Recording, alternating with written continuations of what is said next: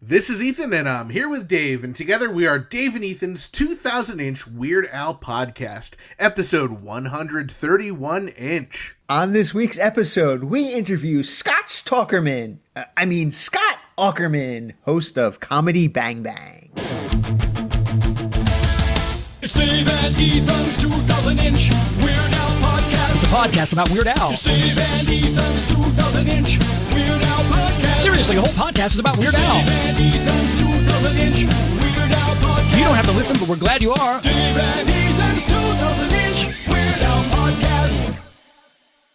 Woo! What a trip! Yes, what a trip indeed. We just got home from our week-long adventure in sunny Los Angeles, and we have a lot to talk about. Oh yeah, well we will certainly give you the full recap of our trip in a future episode.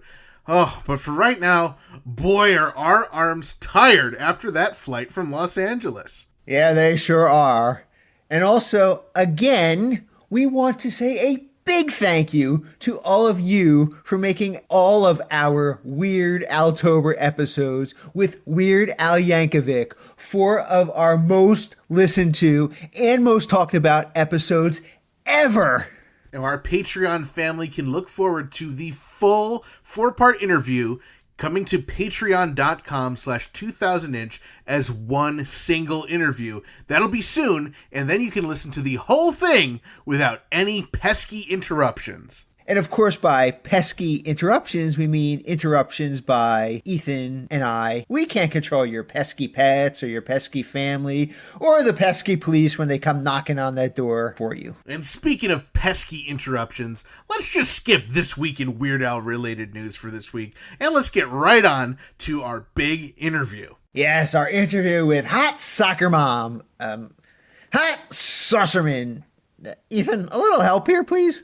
Dave and I are absolutely thrilled to welcome to the podcast. He's a writer, he's an actor, producer, podcaster, one-time taint model. You'll know him best as the host and creator of Comedy Bang Bang. Please welcome Scott Aukerman. How's it going, Scott? Hi, guys. I have a wonderful introduction. If I could give notes, I would maybe call me a podcaster extraordinaire, but that's a minor quibble. Soon to be on Mount Podmore, perhaps. You could throw that in. I'll edit that in post. Don't worry. Get that in there. Okay, thanks. If you need me to loop anything, I can go to Burbank at a moment's notice. Get into a sound booth. Incredible. Well, Scott, thank you so much for joining us today. Obviously, I think anyone who's a Weird Al fan will also be a fan of you and Comedy Bang Bang. I doubt that. You doubt that? We didn't find that to be true. We found that the same amount of people who watched the show before watched it when Al was on. We thought there might be a bump, but no. I feel like people who are hardcore Weird Al fans maybe already have been Comedy Bang Bang fans.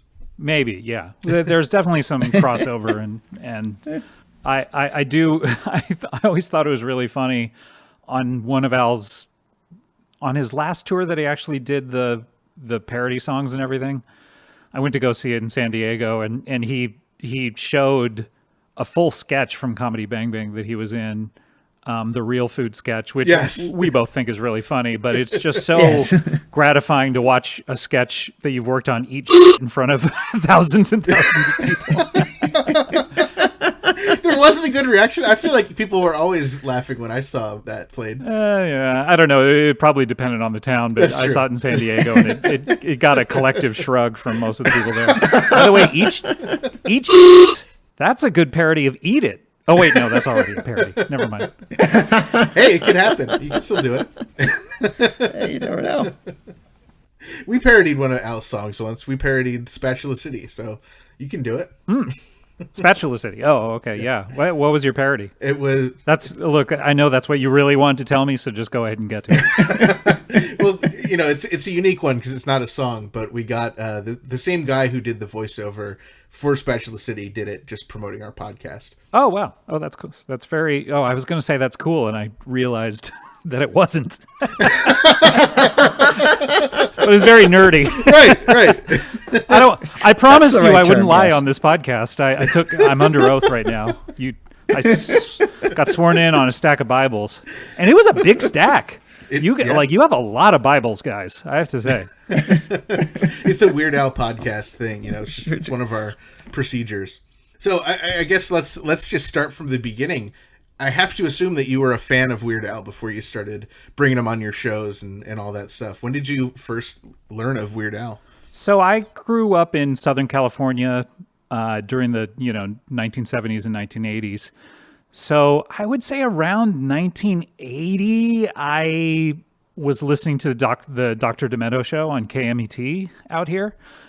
And so right around then, right? When did he come out with Another One Rides the Bus? Was that 80 or 81, somewhere around there? Yeah, 80. 80, yeah. So I must have been there from the jump, just from the Dr. Demento show, and I was 10 in 80, so that's like prime, yeah.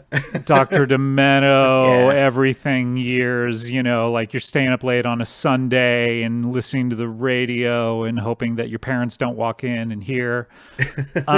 So I have a few pretty distinct memories of, being a fan and really liking Another One Rides the Bus, and then Yoda, the original version of Yoda.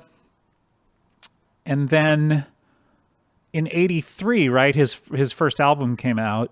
Right. And so I have a very distinct memory of being in a Sam Goody that I had never been to before and never been to since. And seeing his first record there, the self-titled record. And Ricky, I think, had been being played on Dr. Demento. I didn't have MTV at the time, so I don't think I saw the video for a few years. But so I picked it up immediately. I told my mom, can I have this? Maybe I had an allowance at that point. I can't remember, but I bought it. So I bought that then. And so then in 1984, when In 3D came out, I was super primed for that to come out. Right.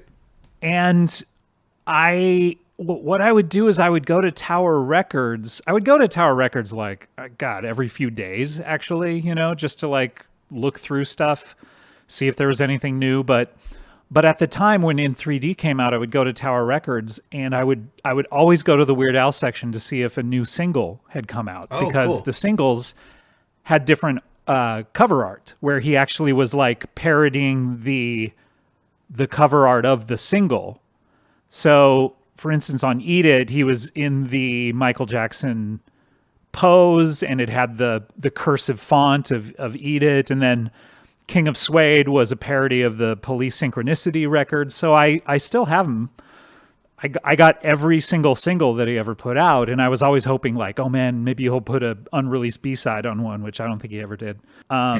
So that was 1984, and then I remember the ad in the LA Times for his concert very clearly, very vividly. I think he was at the Universal Amphitheater, but I'm not sure. And I asked my parents if I could go, and it was an unequivocal no. Whoa. So Why? So I missed I don't know. Wow. I don't know. I don't think I'd been to my first real concert at the time. I'd been to like Christian rock concerts up till then. My first like real concert was Oingo Boingo in 1985. So I think it was still a few months before they were going to allow me to do that on my own. I think I was in 9th grade maybe, or just going into the 9th grade. I can't remember. I had also broken my foot that summer. Maybe that tied into it. I have no idea. But yeah, it was a no, and so I was always like bummed. I don't know if he toured after that, because at least in the years that I was listening, because then I got Dare to Be Stupid, which I didn't like as much as 1984, or I mean In 3D. I remember, because I just didn't think the singles were like I thought. I Want a New Duck was particularly like, I don't know. Like a Surgeon, it's okay. Really liked the originals. I remember I really wanted to. I would plan out like lip syncs for lip sync contests a lot in my mind. At my high school, we had a lip sync contest every single year, and so the first year was one of the greatest lessons I ever learned in showbiz, which was I decided to lip sync Frankie Goes to Hollywood's Relax. No, Two Tribes. Sorry, Two Tribes. I just decided to do Frankie Goes to Hollywood in general because they were super big at the time. Like they had just come out. And so I decided, and everyone was so primed for Frankie Goes to Hollywood because they were the biggest band ever right then. And so I decided, because I didn't know anything really about performing all that much, I'd been in a few plays, I decided to do the 10-minute long remix of Two Tribes because I thought that was cool. Of like, wow, it's so much longer. Isn't that cool? Like me as a music lover, it's 10 minutes. Isn't that awesome? And the first 5 minutes were instrumental, and I decided to recreate the video, which was Ronald Reagan and Gorbachev wrestling. And where the first 5 minutes was just going to be them wrestling while I watched them. And the booze started like 2 minutes in, finally at the 5 minute mark where suddenly I started to lip sync, the curtain was pulled by the people and I was kicked off the stage. Oh man. It was one of the greatest lessons I ever learned. And you have to learn it the hard way somehow of like, oh no, short. Short is better. Brevity, ellipsis is wit, as The Simpsons said. So in any case, like I performed the 3 years after that. I remember I did a Dead Kennedys thing the next year, and I remember one year where my friend did the greatest like stage spectacular of Devo's Are We Not Men, where he had like a cast of 15 people and he was a scientist.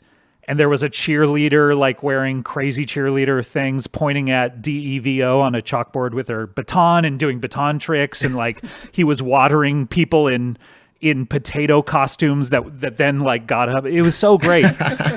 And he lost to the high school football team who was lip syncing the Super Bowl Shuffle, which was terrible. But so I did it every year. But in my mind, getting back to Weird Al, in my mind, I was always planning out different lip syncs that I would do. And if I really got, like fascinated with a certain song, I would think about what the lip sync would be and how I would stage it and all that. And so One More Minute was one of the songs that I really wanted to do. I don't know if I'd seen the video and I was going to do it sort of like that. That's probably what it was. But I was like planning out getting a girl in the audience to come up and all this kind of stuff. I never ended up doing that one. Thank God, because people were still making fun of me for the Frankie Goes to Hollywood one. I didn't need to then be a Weird Al nerd as well.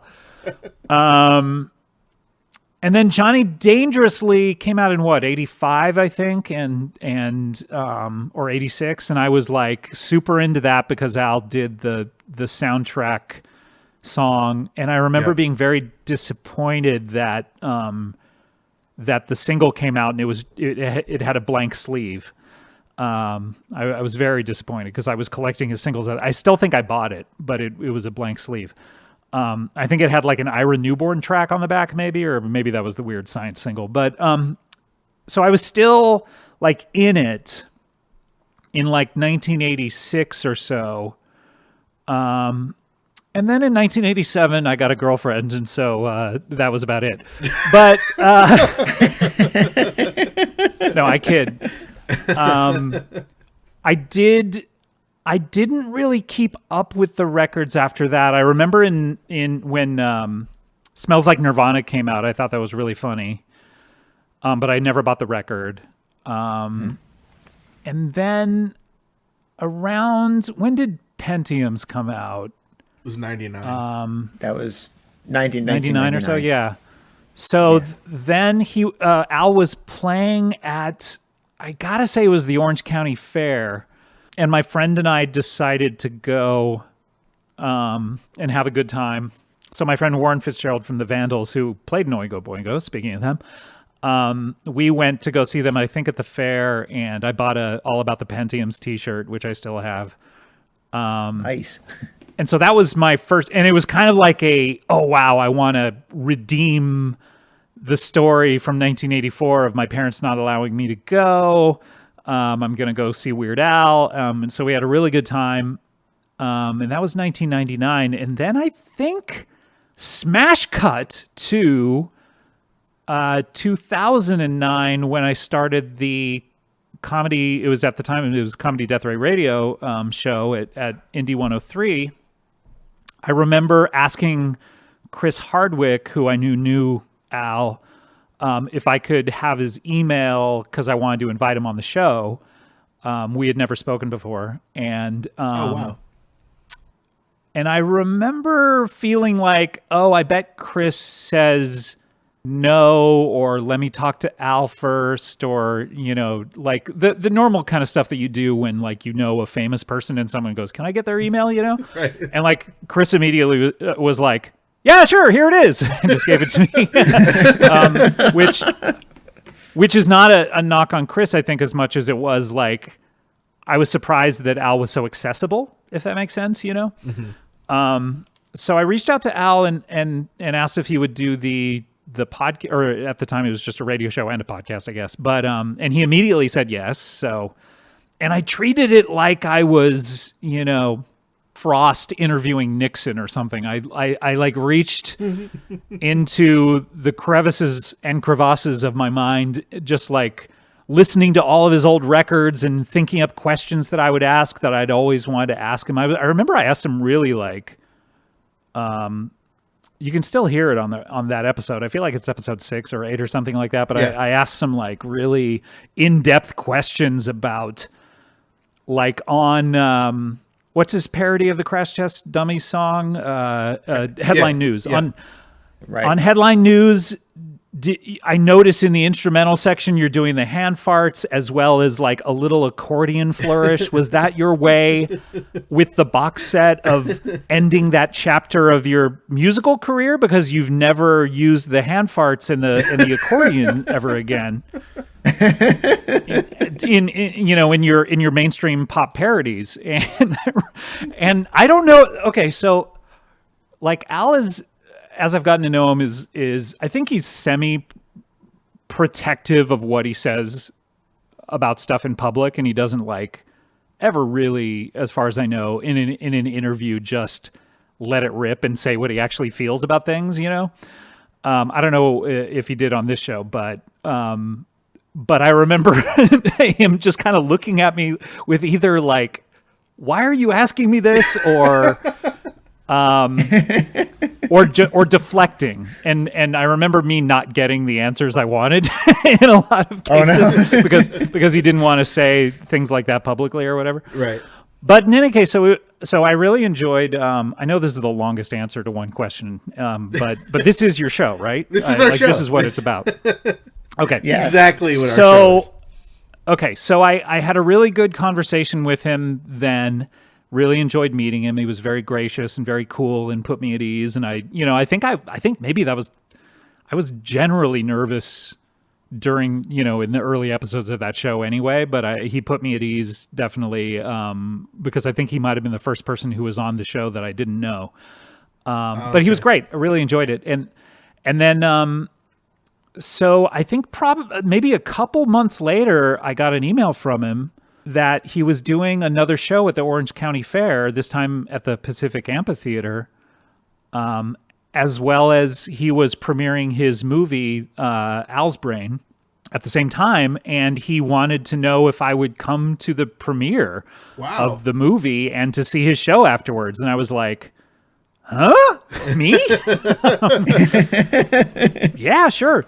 So, and then we went down, and it was very cool. He had invited a bunch of like alt comedy people.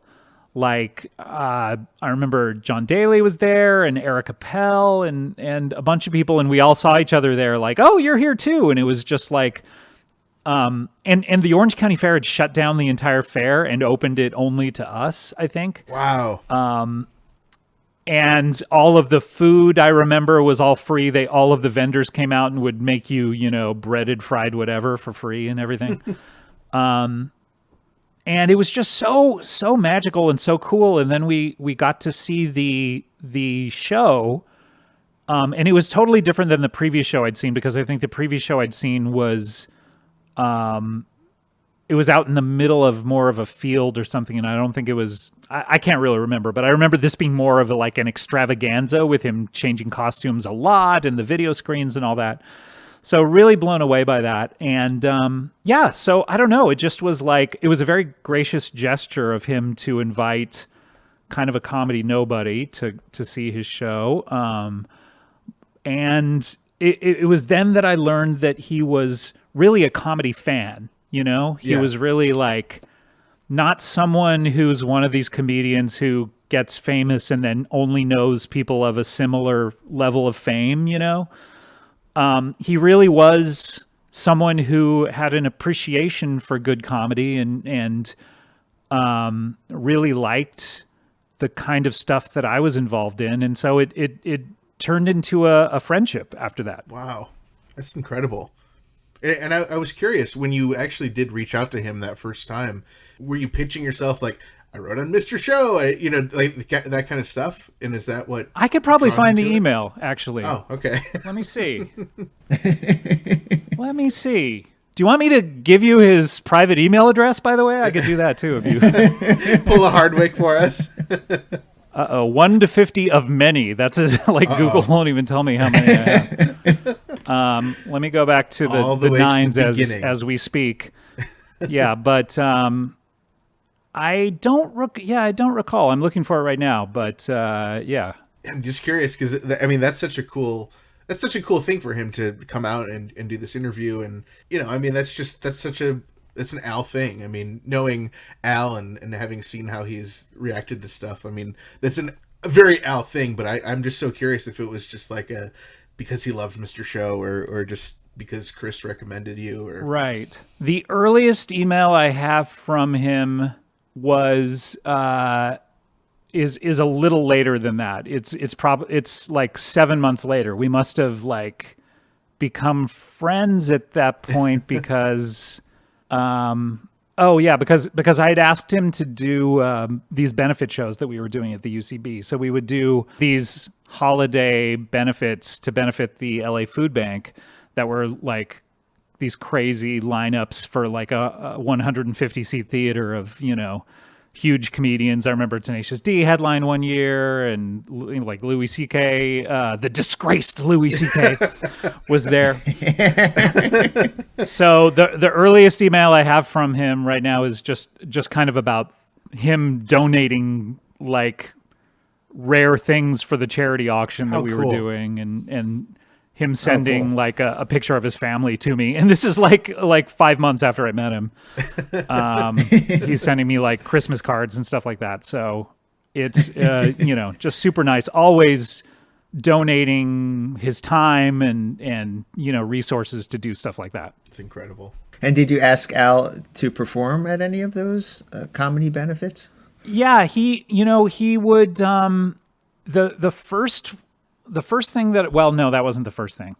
I do, a couple of the ones at the UCB, he would do stuff I do remember one of that first year. Yes, that's what it was. The first year he agreed to be on the charity single that we put out, the re-recording of Do They Know It's Christmas.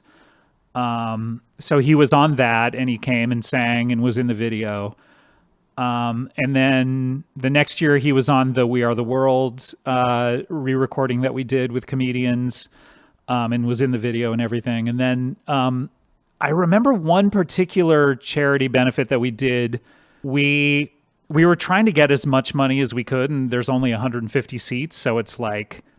And you're selling, I can't remember how much, I think it was $25 or something a seat, or a ticket.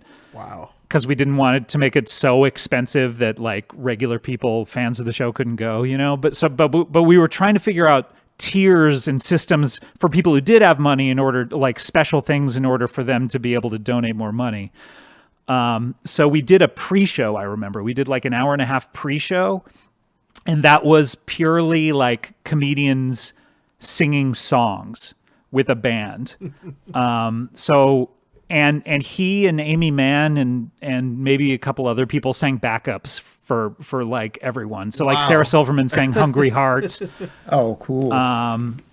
And so yeah, I remember that. And then he actually did do the very last one we ever did, which was at a bigger place at the Ricardo Montalban, which is about 1,800 seats. He came and did a song there, so that was really nice. Oh, nice. And that pre-show one, does any video or audio exist of that? That sounds incredible. No, Man. no, we didn't.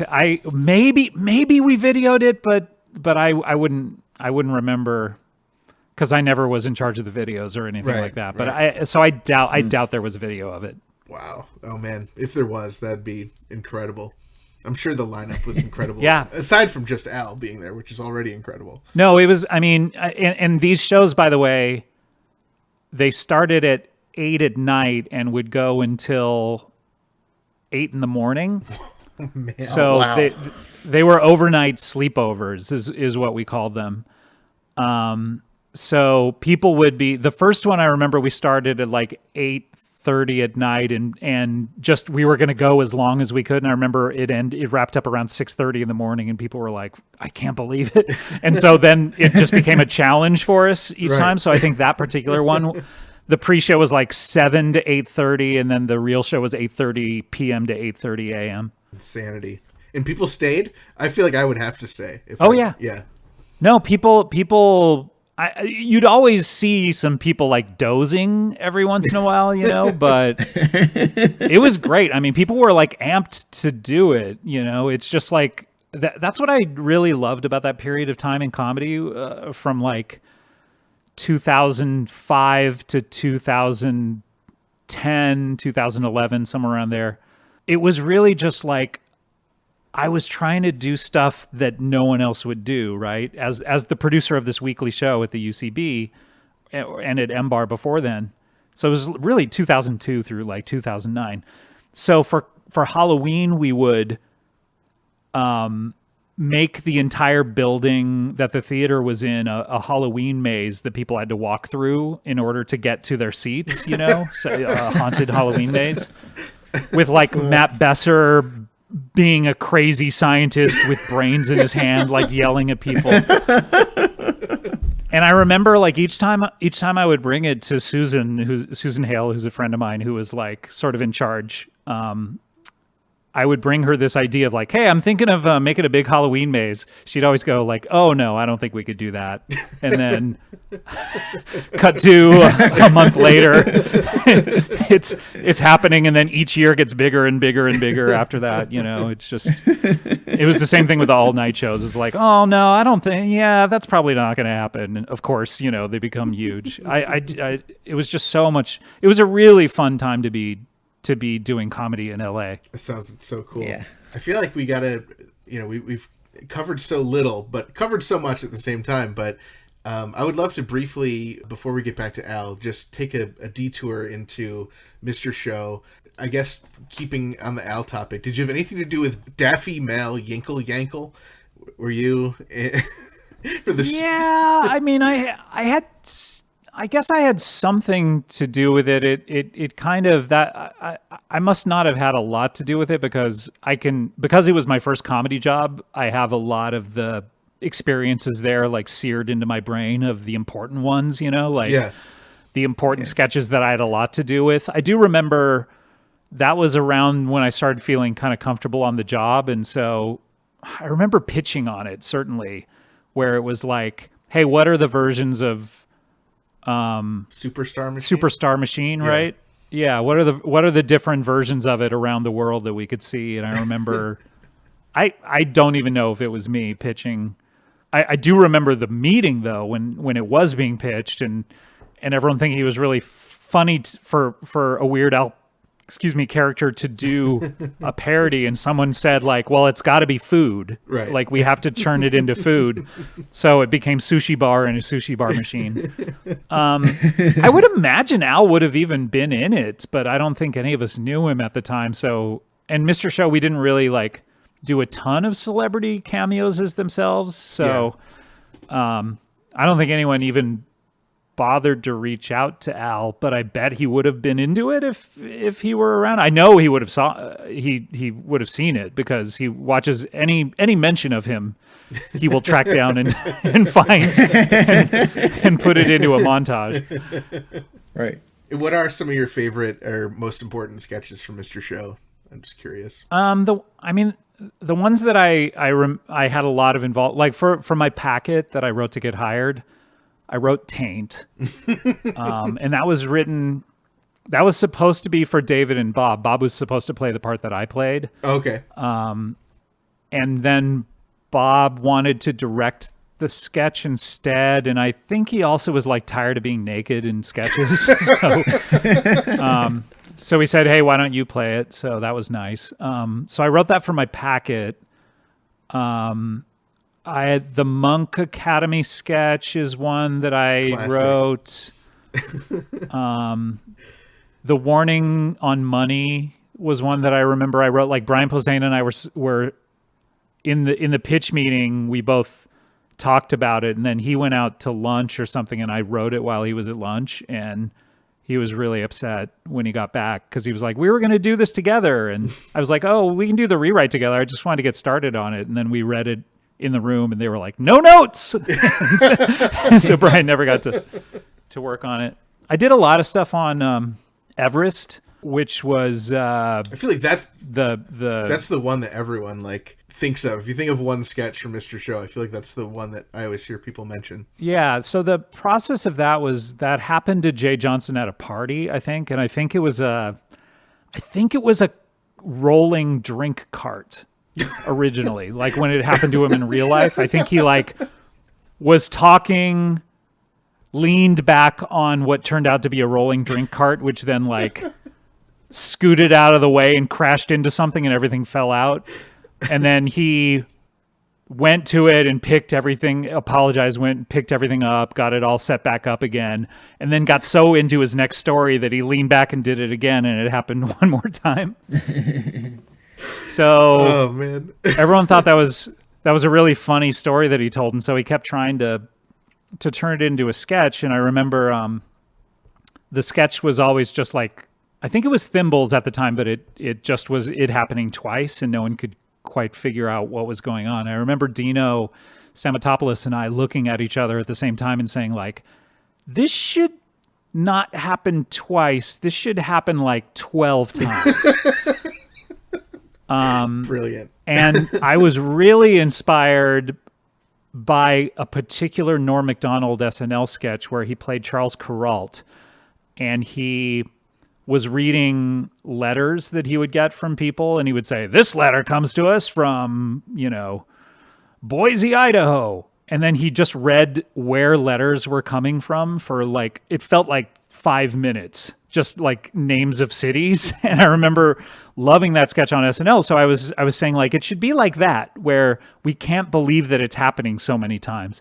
So they kind of gave it to me, and I did a rewrite where it happened this many times. And the other thing that I was really fascinated with was in comedy, what usually happens is you do, when you have a recurring bit, you do the first one for a certain amount of length of time. You do the second one a little shorter. You do the third one shortest, and then you're out. It's the rule of threes, right? And so I remember being very adamant that it should go long, medium, short, medium, long, two shorts, medium. Like, keep tricking you into thinking it was done. And Bob and David and Jay, to their credit, I remember Jay being very confused by it, but everyone just going, okay, we agree. And then I also remember there was when we actually filmed it, there was a big temptation to escalate the performance. The other fear when you have the rule of threes is like the first time it happens, second time it gets a little bigger, third time it's shorter, but it's even bigger, and more things knocked down and stuff like that. I was like, no. It's got to be exactly the same fall every time. like Jay kept, because he's such a natural performer, Jay kept like escalating the fall and doing like making them bigger and bigger as we went. I was like, no, make them exactly the same. It's the length that is important. And maybe I was too didactic about that, because there are some funny things in the sketch of like Bob going, no, make him do it himself and stuff that was all improv.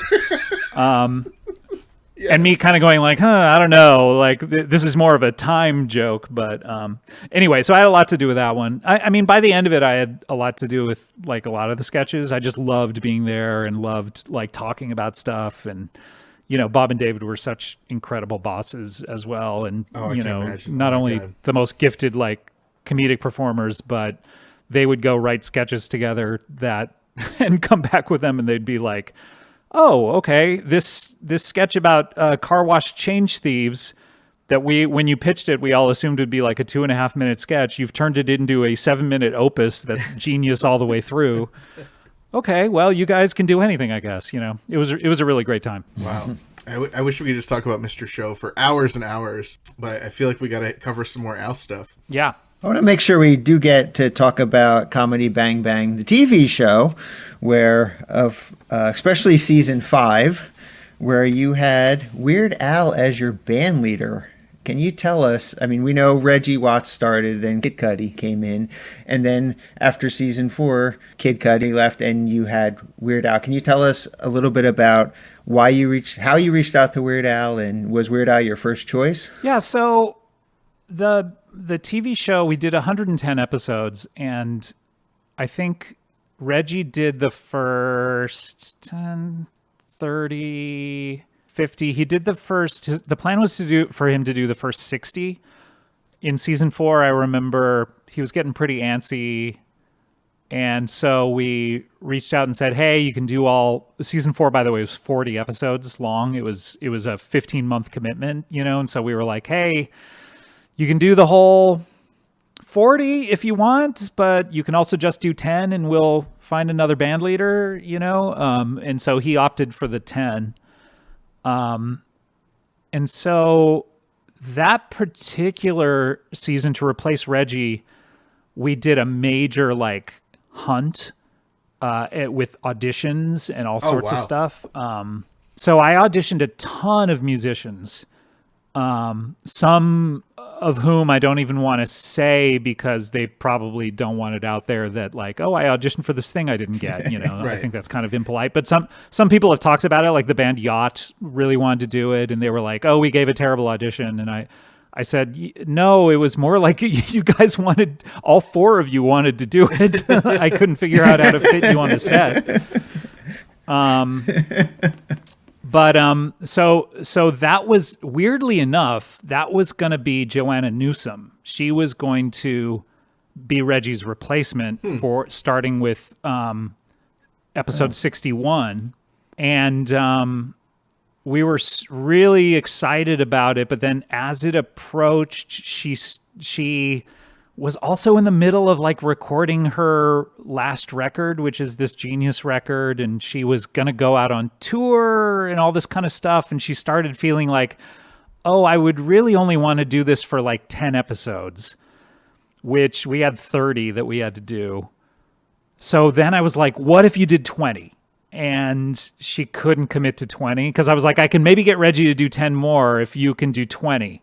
And she couldn't do 20. And so it was a bummer because she loved the show. And, you know, her husband, Andy, is a good friend of mine as well. And I got to know her through the whole like audition process and everything. And she's so cool. And so that was a bummer. In the meantime, I got Reggie to commit to 10 more episodes because I was like, Joanna just dropped out. Please do 10 more episodes while we look for someone else. And in that 10 episodes, Kid Cudi was one of the couch guests, and we thought he was so cool and had such a good time doing that episode with him. We extended the offer for him to be the band leader without, you know, auditioning or anything, and he accepted, and so he was great. So that was a really difficult process. And then Cudi was gonna do more. He was gonna do season 5. I remember at the wrap party of season 4, he said, hey man, he saw the episodes put together and he was so happy with them that he was like, I'm definitely doing next season. Yeah. And that was the last time I ever heard from him.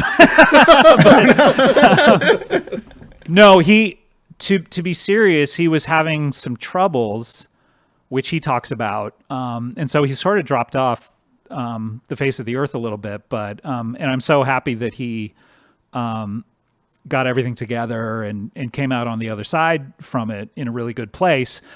That said, I remember the day where Dave Kneebone at Absolutely Productions called me up and said, like, yeah, Cuddy's manager says he's not going to do it. He can't get a hold of him. And me sitting there going like, oh boy, what do I do? Do I do the auditioning thing again? We have 20 more episodes to go. I think I knew it was going to be the last season. You did, okay. I think so. I can't remember. Because even up to the end, we were still angling like, well, we could maybe do a season 6. But I remember just it popping in my head of like, man, Al is so much fun to work with, and I wouldn't have the sort of like learning curve that maybe Kid Cudi had of like a non-comedy person figuring out their role on the show, and Cudi was great, but it is a steep learning curve because the shooting schedule's so packed. You just got to do so much stuff. And I was like, man, Al is so professional and so lovely to work with. If he were to just do it, it would save me so much energy of what I just went through trying to find someone. But he would never do it, right? So like, I remember I got on the internet and I looked up like Al's tour schedule, and just like not even knowing if he was out on the road or whatever. And I saw that he had 2 more dates on his schedule, and then his tour was done. And I went, this might like his tour's ending right now. I mean, if ever he would do it, maybe he would do it now.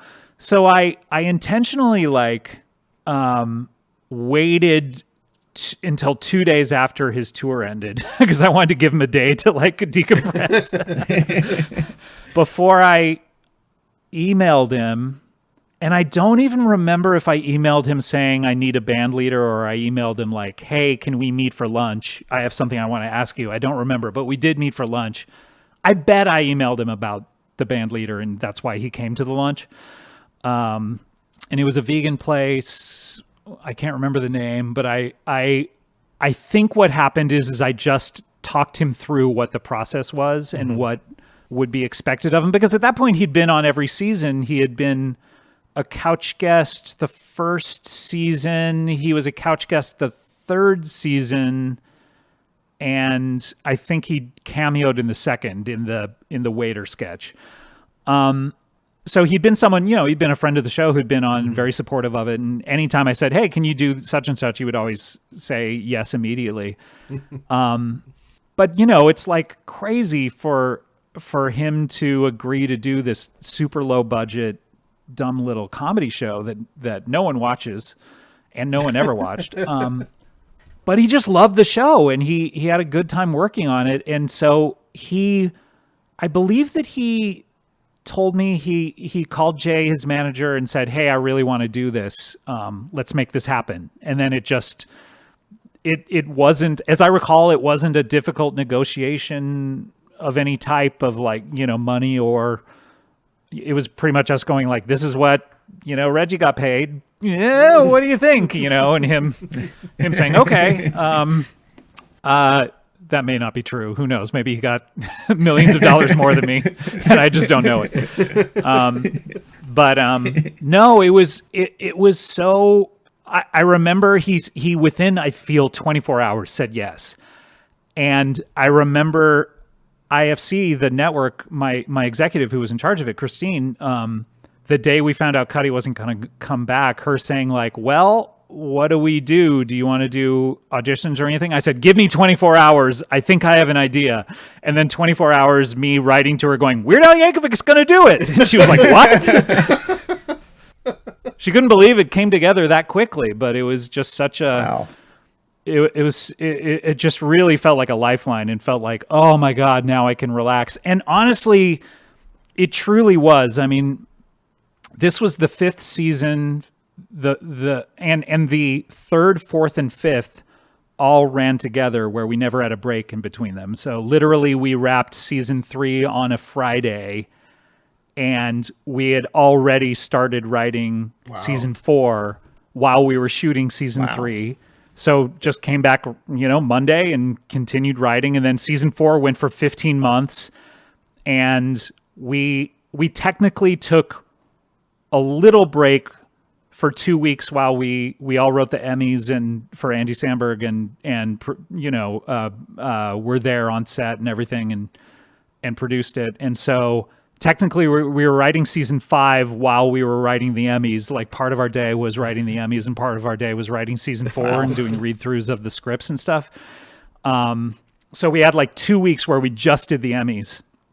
And then I think we started shooting, that was September, and I remember we started shooting in October. So It truly was like, it was 3, if not 3.5 years of me working on this show and on the weekends editing, and me just going like, if I have to, sorry to curse, if I have to go through this band leader situation again, I'm gonna, I don't know that I can do this season. It was, and to have him agree to do it, and then once he actually did it, be so great to work with. It just made season 5 a joy and where I could relax and have a good time. And so, really season 5, even though like we're at our wit's end and maybe burnt out,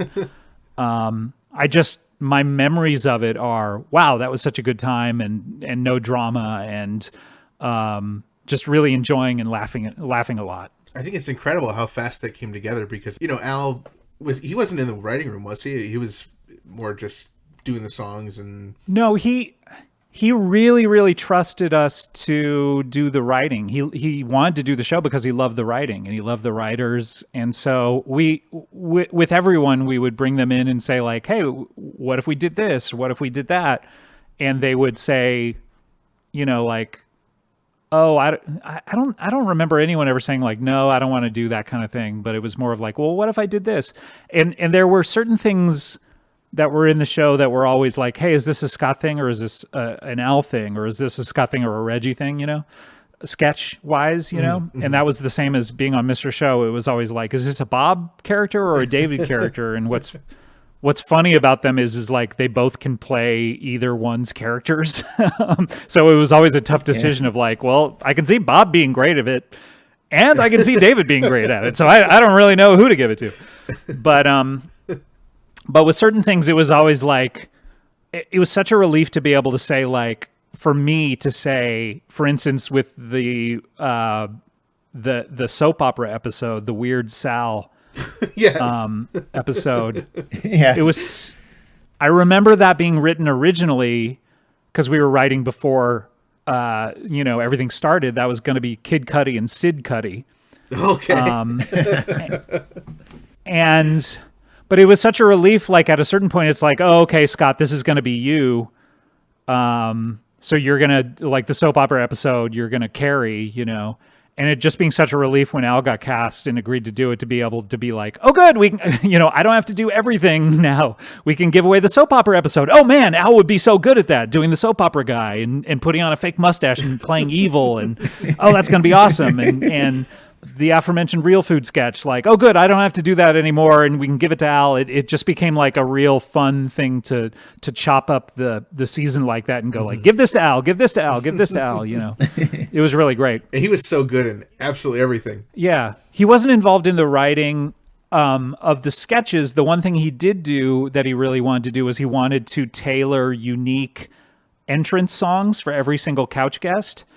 And so he would write a unique song that had their name in it and he sang right to them and everything, which was really fun. The process, the entrance song processes were so different. I mean, Reggie would improv it in the moment. Cudi had like pre-planned beats for the most part, but then later in the season he ran out because there's just so many that you need to do that he then he would take 5 minutes and like program a beat and just sort of like build and layer something, And then Al worked on it beforehand at his house and wrote these songs, and they were like these polished, really funny things. And the only bummer that happened was the process of doing that show was you would always go out to celebrities to be a couch guest, and then you would get a ton of no's and a few yeses. And then when you got a yes, you would say, okay, which episode would they be really good on? And it was always shifting based on their schedule as well. Scheduling was the worst part of that show because everything's changing last minute and you're constantly rebuilding this schedule. Oh, wow. So Malin Aukerman was going to be in a different episode where she actually like entered and sat down on the couch. And Al wrote a really funny song that I remember it going like, Aukerman meet Aukerman, Aukerman meet Aukerman. And it was really good. And then because of scheduling, we had to move her out into the Haley Joel Osment spinoff episode, right, which you never see the right, person enter onto the couch. So he had to scrap that song and write a new one for whoever went into the episode she was supposed to be in. But that song has stuck in my head ever since then. But yeah, I mean, Al would just he would write all those songs, beforehand. So that's the kind of writing he would do on the show. Wow. Do you think there is ever a possibility in the world that we would ever get to hear clean cuts of those songs or anything like that? I wonder if he recorded them. I mean, we have the versions that he actually did right, on, and I wonder if that's an extra that at the end of season 5, I remember I paid a lot of money, honestly, to have editors put together a lot of like DVD or Blu-ray extras in case we ever put anything out. So there's a ton of stuff that we put together, including like the Upside Down episode. We did a right side up version of it that you can watch. And all sorts of, like, we did so much stuff and we put it together. So that might be an extra that we have, is just like a supercut of all of his entrance things. I'm not really sure. But as far as like clean versions of it, he might have the demos that he right, recorded, if he recorded demos for it instead of just writing it. I don't know. And so is there a possibility we will see a season 5 DVD, or is that just out of the question at this point? Well, there was never even a season 4 DVD. That was the issue. Was there was a company that put out season 1, 2, and 3, and then the order for season 4 became 40 episodes, and they were like, "Can we just do a best of season 4?" And I remember saying like, "Sure, the best of is the first 10 episodes." Like basically saying like, "No, I want them all out," and them saying like, "We're not putting them out anymore." And so then I remember calling up another company, which will remain nameless, in order to pitch them a complete series DVD set. And I got on the phone with them, and their first thing was like, "So yeah, we were looking at your numbers from the previous company, and yeah, I mean, obviously this isn't something we would do. Your sales are pretty bad." And I said, "Well, why do we have this phone call scheduled? You could have just told me that." And he goes, "Well, I don't know. I get an opportunity to talk to Scott Aukerman. I mean, I'm going to take it, right?" Oh man! Oh wow! Oh, I'd been so mad. I was so mad. I said, "Bye!" And I like slammed down the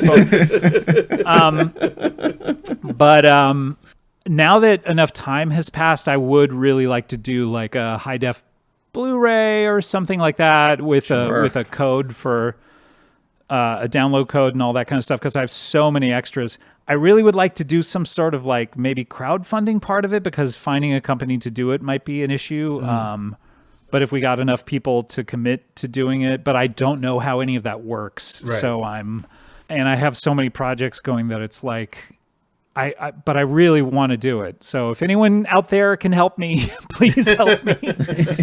Get in touch with us. We'll get you in touch with Scott. A huge reason that we wanted to have you on the podcast is because you just launched Comedy Bang Bang World. First, I would love for you to tell us about Comedy Bang Bang World, but could the TV show live there somehow? Or is that a rights issue?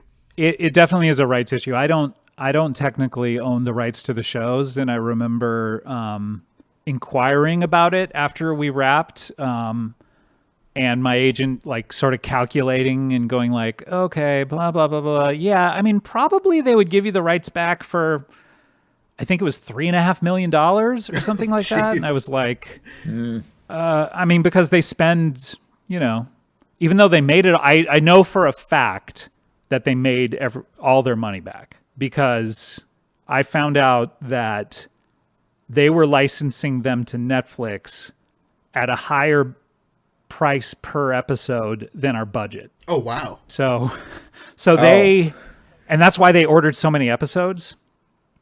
I remember them going like, can you make 40 this year? And me going in my mind going, are we a hit? And like, you want 40? Sure. And then me finding out later, it was because they were making money by just having licensing them to Netflix, right? Yeah. And they love the show, so whatever. But so I know they made all their money back, but it is just kind of like a big investment to try to get them to just give you the rights to the entire show, So, Sure. but I don't know. I mean, right now it's just over on AMC Plus or whatever, and occasionally it's on that other thing, Pluto TV. So who knows what they would license it for or something. But as far as Comedy Bang Bang World goes, this is just a podcast thing. If people don't know, I mentioned the radio show earlier, but basically I've been doing the Comedy Bang Bang podcast for 12 years. And it started as a radio show, and then I started a podcast company where How Did This Get Made, and the Sklar brothers and me and Tig Notaro and Howard Kramer, we were like the first shows. We did this podcast company called Earwolf, which maybe 6 years later or something we sold. And so since then I've been doing the show, and it's been going really well, and it's very popular still, which is very gratifying. But during the pandemic, I started doing this show with a friend of mine, Sean Diston, who's on the Comedy Bang Bang podcast a lot, where we were talking about the Teenage Mutant Ninja Turtles and going through movie by movie. And we were just doing it for his Patreon, and it was super fun to do. And I was like, it kind of like re-energized me creatively in a way, going like, man, I wish I could do more stuff like this, especially during the pandemic because I have so much time. So that's where the planning started for it. So what it is it's if people know what Patreon is, it's like that, but it's a subscription service, podcast service, where people can sign up for a certain amount per month, or they can buy it for the year. And we have a regular schedule of what they'll get. So they'll get ad-free Comedy Bang Bang episodes that come out every week, but they'll also get the entire archive of the 700 and whatever number of episodes that we have. But we also have new shows that are coming out every week. So we have a regular schedule where Andy Daly, if people know who that is, does a weekly show of whatever he wants to do. I do a movie show with Sean every Friday where we talk about a movie that I haven't seen before, and I guess and try to figure out what it might be about or what I know about it, and then we watch it and talk about it. Oh, that sounds awesome. And then we're doing also these things called CBB Presents, which is characters who are on the show hosting their own shows, which will come out sporadically. And then, but also the cool part about it is like ideas are coming to me all the time, sort of like the early days of Earwolf, where it's like, well, what if I did this kind of show? And what if I did this kind of show? And people are really excited, like, hey, what if you did another season of Mike Detective, which is a very early podcast that I did. And so I'm getting ideas about this all the time, and the freedom to just like put something out that's maybe one episode or just like comes out as a surprise to subscribers is very creatively invigorating in a way of like, oh man, people would like this. So we're going to be doing stuff like that and just dropping stuff every once in a while as well.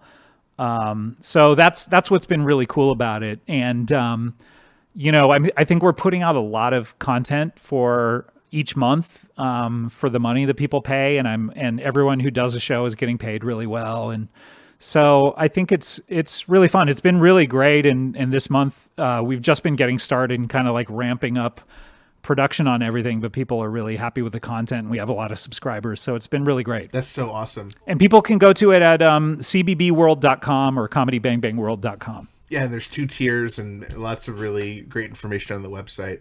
That just sounds incredible. So congratulations on launching that. We can obviously still listen to Comedy Bang Bang. Even if we aren't on Comedy Bang Bang World, we can check you out on Instagram, Twitter, all that stuff. I think people can find you pretty easily online. Yeah, I mean, be like that guy at the DVD company and just, schedule a phone call with me. I guess I'm dumb enough to go call people who just want to talk to me. So. Oh, that's incredible. Scott, thank you so much for joining us and talking about Weird Al and Comedy Bang Bang and Mr. Show. This was so awesome. Yeah, my pleasure, guys. Thanks so much for being fans and having such a great podcast. And hello to Al. I know he's listening because someone's talking about him. So, hi, Al. I look forward to seeing you. A huge big thank you to Snot Tissue Man, Scott Aukerman, for joining us on the podcast this week. Oh, there was so much more I wish we could have covered with Scott, Dave. I still have so many things to ask him about Mr. Show and Comedy Bang Bang, and I wish we could have talked to him about our friend John Katz, who not only worked on Comedy Bang Bang, he was even in a few episodes with him and Weird Al. Oh yeah, John and I, we go way far back. He's definitely on our list of people to chat with at some point over the next 1,869 episodes. I don't know why, but when you mentioned that thing you just mentioned, it reminded me of something. Oh, really? And what was that? Well, and sorry, David Grant, but I have a bone to pick with you. You have a bone to pick with David Grant? Yes. Well, I guess technically it's not a bone, it's a fossil. He said he'd help me pick out a fossil to give to Dan Hurd, the prospector. He's this guy on YouTube. I really like watching his videos. Well, that rocks. Hey, speaking of David Grant, did you know that he's not only an author and storyteller and white comedy rapper, he's also a blogger? A blogger? You don't say! Where can I read this blog of his? Whoa, excuse me, not just blog. Blogs, plural, blogs. You are kidding me! I am not. I would not kid with you about this. Head over to wolfandwool.com and you can read his personal blog and his business blog. Well, Dave, don't mind me if I head right on over to wolfandwool.com and then follow at SEB_SHEP on TikTok. Ooh, that noise means we have a message on the 347 Spatula Hotline. The 347 Spatula Hotline, the official hotline of Dave and Ethan's 2000 Weird Al podcast, is sponsored by Angel Valenzuela and David Cash, 2 amazing Weird Al fans and longtime podcast supporters. All right, Frank, it's time to play the message. Hey, Dave and Ethan, it's your pal Dana B. I just want to say I've been absolutely loving the time travel interview footage that you've done with Al. And on that note, I actually had a client this past week from the upstate New York area who had been to Troy and eaten at Burrito Burrito. For those who don't know, I'm a hairstylist by day, and I love connecting with my clients. So naturally, I recommended this client that he listen to your podcast, and I really hope he does. On that note, another bucket list item for me, aside from meeting Al, is for him to know my name. So, Al, if you're listening to this podcast, this is Dana B., and I hope we can meet again in person someday soon. Stay weird. Wow, Dana, I can't believe you had a client from upstate New York, which is where I'm from, and they've also eaten at Burrito Burrito, which is where I've eaten. Yes, thank you, Dana, for recommending our podcast to your client as well. And I know that Dana has recommended our podcast to a lot of their clients. It is so awesome to have such great support. Thank you so much, Dana B. Well, if it's good enough for Dana's client, it's good enough for us. This week's episode is brought to you in part by vegan burrito restaurant Burrito in Troy, New York, home of the 2-pound double wrapped in a quesadilla burrito, and Wizard Burger in Albany, New York. Come on down to Burrito and Burrito, your Burrito, or hop on over to Wizard Burger for mouth-watering, loaded, dare I say, beefy vegan burgers. From Troy to Albany to Uranus, Burrito, and Wizard Burger feed the hungry with out-of-this-world, plant-based, real food. Always vegan style. Visit burritosquared.com and wizardburger.com to order ahead. Oh, hey, that sounds like we have another message on the 347 Spatula Hotline. Well, what are you waiting for, Frank? Play the message. Hi, Dave. Hi, Ethan. It's Jackson Scoggins, time traveler extraordinaire, guest of episode 69 and episode 420. I want to make sure that you guys got my package. I was on a recent time travel mission. I couldn't wait to listen to the episode 2000, so delivered it to Frank's inbox. I hope it went through. I'm currently stuck back at episode 24. It's pretty good. Anyway, I'll talk to you guys later. Bye. Jackson, thank you so much for taking time out of your very busy time traveling schedule to leave us a message. And I don't know. I didn't see any kind of package. Did you see a package, Dave? No, I definitely have not seen any package. Yet one more thing our intern Frank screws up. Darn it, Frank! Well, Jackson, hopefully one day you'll make it back to the present times. But meanwhile, enjoy episode 24-inch, the definitive top 5 songs off of Weird Al's UHF original motion picture soundtrack and other stuff, as determined by Dave, myself, and Jeff Newsera, a.k.a. UH Jeff. This week's episode is brought to you in part by Discover Darwin, promoting tourism in Darwin, Minnesota. Not only is historic Darwin, Minnesota beautiful, it's also time to celebrate. Did you know that today marks 1 whole year of Discover Darwin ads? Wow, now that is pretty stinking majestic. Now, in that time, we have tirelessly promoted the businesses and attractions of Darwin, Minnesota, and have done our part to trash the name of the neighboring community, Dassel, Minnesota. Yuck, I can't even stand hearing the word Dassel. And I don't care that Josh Johnson, the mayor of Darwin, Minnesota, told us that there's no beef between the two cities. Oh, I don't care either. And between you and me, Dave, I have to assume that the bovine population of both of those towns certainly outweigh that of the human population, but it's none of my business. Well, since you and I have not yet visited Darwin, Minnesota, there are 52 full weeks worth of ads talking about what we could do there, in addition to visiting the biggest ball of twine in Minnesota, of course. What would be your first visit, Ethan? Well, as soon as I eventually get to Darwin, Minnesota, I'm definitely going to visit the restrooms. Then I'd probably stop over to Perennial Bank and open a checking account. Well, that is a great idea. But what if it's a Sunday? Well, if it's a Sunday, I'd still go to Perennial Bank, and then I'd wait until they open on Monday. Yeah, but what if Monday is a bank holiday? Oh, well, then I'd go to Hanson's Storage and Parking in Steel Buildings. Now that is a great choice. Well, Dave, what about you? What will you do first when you eventually go to Darwin, Minnesota? To be completely honest, I'm just excited to visit Darwin, Minnesota, so I can leave and then finally visit discoverdarwin.biz. Wait. You don't have to visit Darwin before you visit discoverdarwin.biz. Well, yeah, sure you do. Don't you listen to our podcast? Well, no. Well, each week we say, and after you visit Darwin, Minnesota, be sure to visit discoverdarwin.biz. Yeah, but that doesn't mean you can't also visit discoverdarwin.biz before you visit. I mean, it's a tourism website after all. That does make a whole heck of a lot of sense. Thanks for filling me in on that. You're welcome. So visit Darwin, Minnesota on your next expedition. Discover Darwin, more than just the twine ball. And after you visit Darwin, Minnesota, be sure to visit discoverdarwin.biz. Or you can be like me and you can go to discoverdarwin.biz right now. Trust us, it's worth a visit. Each week, we're able to bring you our podcast absolutely free thanks to our sponsors Burrito Burrito, Discover Darwin, Jackson Scoggins, David Grant at wolfandwool.com, and Angel Valenzuela and David Cash.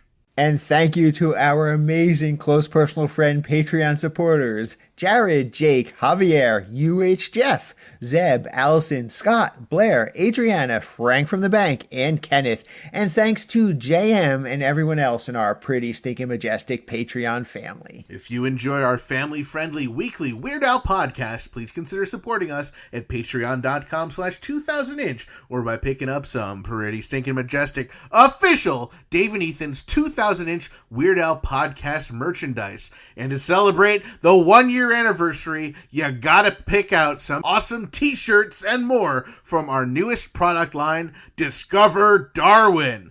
Head over to shop.2000inch.com. Grab your copies of Black and White and Weird All Over and check out our special bonus episode book series where author John Bermuda Schwartz walks us through his book page by page and picture by picture. Our no-good intern Frank tells us that he will resume posting the bonus episodes shortly, but meanwhile you can listen up through bonus episode 8cm on our Patreon page. All of our Patreon family gets to hear every single bonus episode early. And don't you forget it. All right, Bermuda, time for a drum roll, please.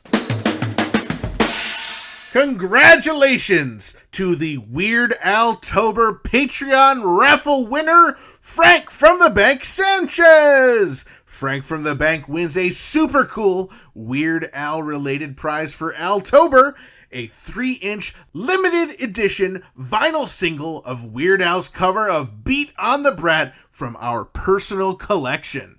If you want to get in on the November Patreon raffle, along with all the other great perks of being in our Patreon family, be sure to join this month at patreon.com/2000inch. Or you can just continue being a cheapskate. We love hearing from our listeners and other Weird Al fans, including the cheapskates. Join our Facebook community for free and post about Weird Al by visiting group.2000inch.com. And we also love it when we receive voicemail via our official 27-hour-a-day podcast hotline, 347 Spatula. You might even hear your message on a future episode. For everything about our podcast, including incredible past episodes and guests, be sure to visit WeirdAlPodcast.com or 2000inch.com. And to keep up on new episodes, podcast news, and events, try following at 2000inch on Facebook, Twitter, and Instagram. And thank you for subscribing and leaving reviews on your favorite podcast app. Thank you once again to our guest, Scott Aukerman. Also, thank you to Dana B., Jackson Scoggins, John Bermuda Schwartz, and Dice Equilibrium. Thank you to the Grammy Award-winning Jim Kimo West for our incredible podcast theme song, and thank you to Weird Al Yankovic, as this podcast probably would not exist without him. And a big thanks to all of you, our listeners, subscribers, Patreon supporters, and sponsors, and everyone else who makes our podcast possible. Thank you for listening to Dave and Ethan's 2000-inch Weird Al podcast. And always remember to gill and chill. Now it's time for This Week in What Did Intern Frank Screw Up This Time related news. Can you believe that our intern Frank messed up yet again for a third week in a row? Oh, I can. Dave, tell us, what horrible thing did Frank do this time? Well, you know how we told Frank not to touch the thermostat while we were away in sunny Los Angeles? Yeah, of course. We turned it down right before the trip so to not increase our heating bill while we were gone. So get this. Frank pushed the thermostat up to 27 degrees. Yikes! 27 degrees Celsius? That's like 80 degrees Fahrenheit. That's like 300.15 degrees Kelvin, Dave. No, not 27 degrees Celsius. 27 degrees Fahrenheit. AKA negative 2.8 degrees Celsius or 270.37 degrees Kelvin. And you know what else that no good idiot screwed up? What else? He forgot to water our collection of 62 Weird Al Chia Pets that we set up for Weird Al's birthday the other week. Oh no! Not the Chia Pets! And you know what else he screwed up? Oh, Well, he either forgot or will forget to give us our package from time traveler extraordinaire Jackson Scoggins. Gosh darn it, Frank. But that's not all. He also put the This Week in What Did Intern Frank Screw Up This Time related news segment at the end of the episode in an effort to bury all of his mistakes. That no good for nothing, worthless pile of festering dogs.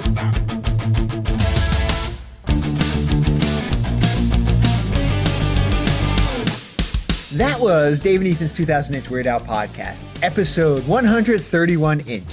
Hey, Al, we're auditioning band leaders.